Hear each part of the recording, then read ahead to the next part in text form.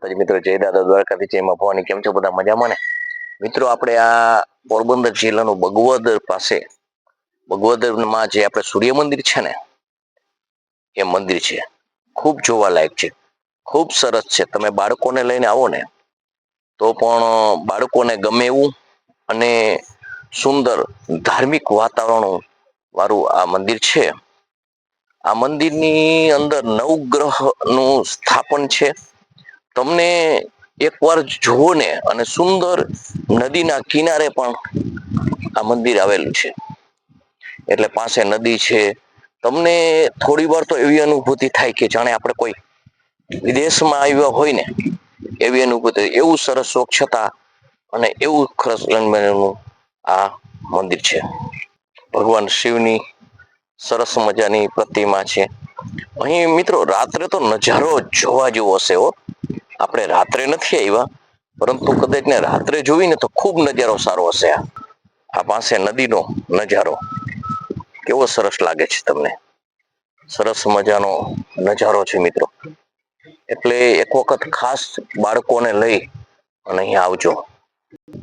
જો બાળકોને મજા આવે એવા બધા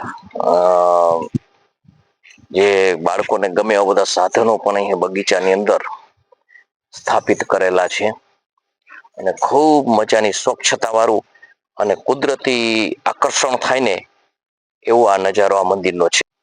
જો કેવો સરસ મજાનો નજારો છે. સામે મંદિર છે,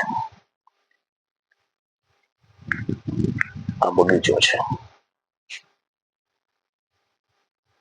આ રોડ થી એકાદ જ કિલોમીટર જેવું અંદર મંદિર છે. સામેના કાંઠે નદીના કાંઠે બગવદર આવે છે અને આ કાંઠે સૂર્ય મંદિર આવે છે. સરસ મજાનો જોવાલાયક આ મંદિર છે. ધાર્મિક છે અને પિકનિકમાં તમે ફરો ને એવું પણ છે. સુંદર વ્યવસ્થિત છે. તો દેખાય ને સીધો એ આપણે હાઈવે જે પોરબંદર જાય છે ને અહીંયાથી અહીંયા આપણે જે બતાવું આ ગેટેથી અહીંયા પણ એક ગેટ છે અને અહીંયાથી અંદર દાખલ થવાય છે. સુંદર મજાનું આ મંદિર છે.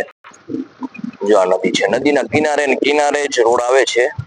આપણે હાઈવે થી ઉતરો ને એટલે સીધો મંદિર જ જાશે. મંદિરના પાસેથી ને નીકળી જશે, પણ મંદિર આવશે એટલે તમને ખબર જ પડી જશે.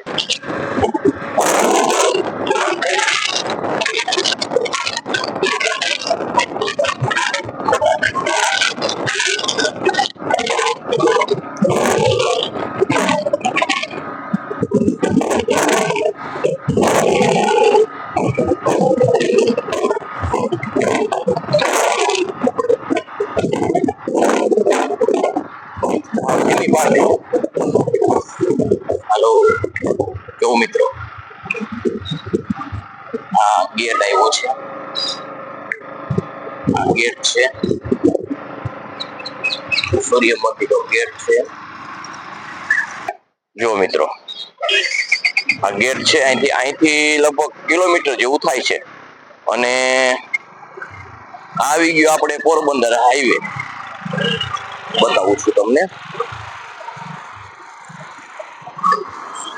આ બગવદર ગામમાંથી આવે છે.